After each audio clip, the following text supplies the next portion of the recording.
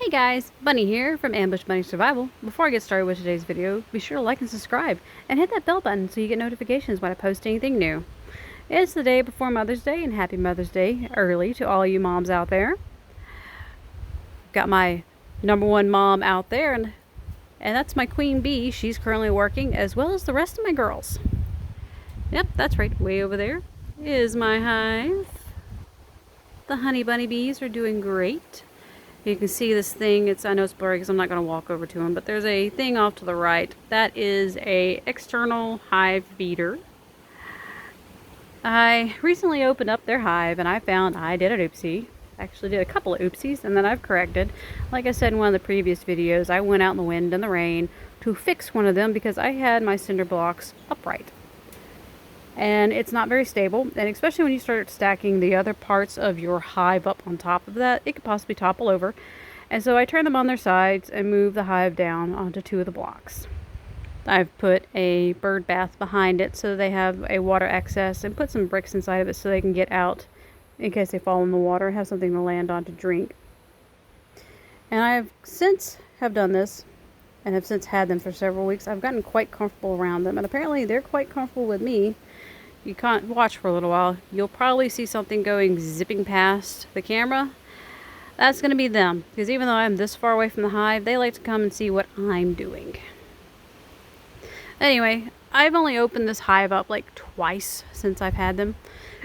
And the first time I was taking out the in-hive feeder after I realized that they've drained it, and it's more of a pain than anything else to keep filled up because you have to open the hive to refill the thing, and I don't like irritating them any more than I have to. So I took it out and I put that external one. And while I was in there, I found my oopsie number 2 was you're supposed to coat your store-bought frames with beeswax. That gives them a foundation to want to build on. They may do it anyway, but I didn't want to take a chance, so I took all of those out, brought them over. I actually left those in. I had gotten some out of one of my other kits, took them in, and I put a pot of water onto the stove, got it boiling, put a bowl on top of that, and stuck pelleted pure beeswax. Now I found the mine at Michael's for like $10 for 12 ounces, and I set the bowl on top of the boiling water and I melted the beeswax. This is called a double boiler method. And that's the way you can keep the wax hot without having to worry about it being directly on the fire source. It's really windy today.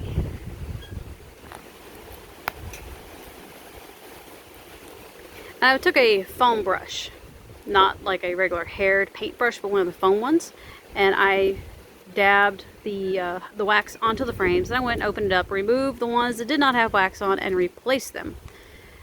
And I also took that in-hive feeder out at the same time. I put the jar one on the front, and that's the basic, I think that's a pint. It's one of the larger jars. They're emptying one of those jars in a day.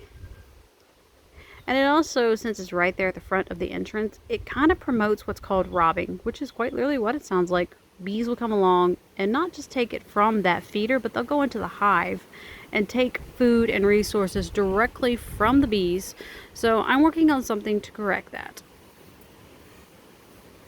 And I'm doing all this to document my fails and show what not to do. Not exactly as a educational video per se. So I went and found a video for some guys here on YouTube, and I highly suggest if you're looking into getting into beekeeping, go check them out. They're called Barnyard Bees, and they've got some amazing information. They also have a store where you can purchase products if you don't have something local. I've got a place that I can get some things. But what I learned from them was to make a bigger and a little bit easier of a feeder. So I went to Home Depot, and nice resealable lid, and I got one of their 5-gallon buckets. And with it, I've taken a marker, and with a flashlight I've shined it from the back side here, on the back side, and I've marked with a marker little dots. And what those dots are going into is this cell here on the bucket. So when you flip it over, it's the bottom. It's at the bottom of that little cell. You can kind of see the silhouette right here through the sunlight. So I've got me a very small drill bit that I also purchased while I was there to make sure I got the smallest one. And I got, oh, hi sweetie, how are you? Bye. I'm using the 1/16. And I'm going to be drilling through these and going just deep enough to open these up. So whenever we fill this up with our nectar solution, put the lid on it, flip it over. The fluid's going to go through these holes and they'll start to well up here. And this becomes a 5-gallon feeder. It's a lot easier to feed bees in gallons than it is in quarts and pints.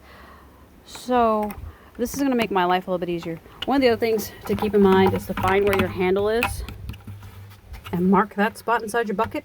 Don't drill a hole through there, because of where the handle is, it actually will mess up your suction and your feeder will not work. Another little thing to keep in mind is what one of the things they had said, that if you have an accident and you accidentally go through both walls, you can use a glue gun to seal up the small hole. And so that's what we're working on, and I've got a friend who's come to investigate to see what I'm doing. Yes, that is actually one of my honeybees. They've been landing on my legs and my feet. I've gotten quite comfortable with them. At first, I didn't quite really know what to expect out of them. But I've learned that as long as you're not nervous around them and you don't go messing with what they find to be important, which is 1, their queen, and 2, their honey, they're pretty chill. And even when you get into the hive, they seem to be, fairly, they're going to fly. They're going to fly around your face. They're going to buzz. But use a smoking gun to cut down on the alert pheromones that they produce.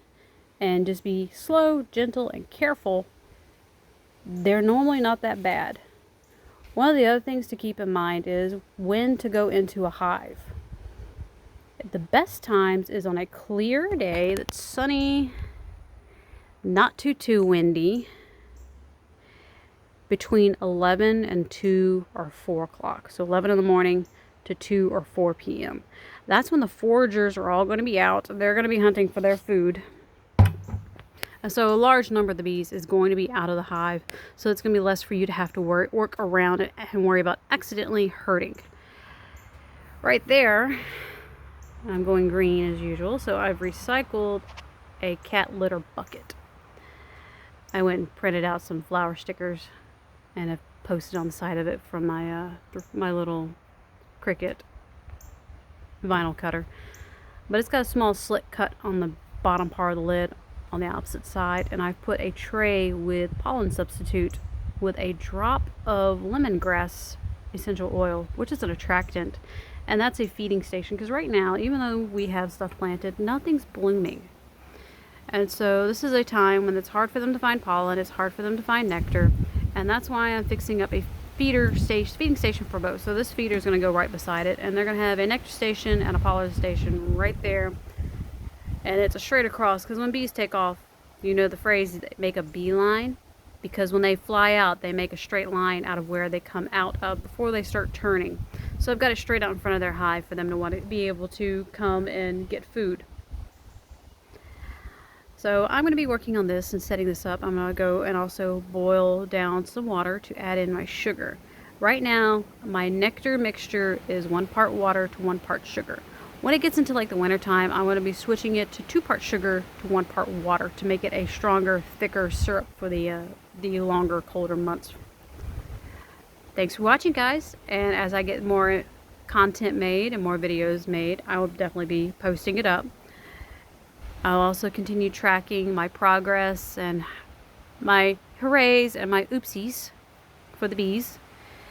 We just got done planting the garden, so we've got tomatoes, bell peppers, there's some jalapenos, there's a sweet banana pepper out there, there's some eggplant, yellow squash, white squash, cantaloupes. We're going to be putting more cantaloupes out there. So I'll let you guys know how all that does. Thanks for watching. Later.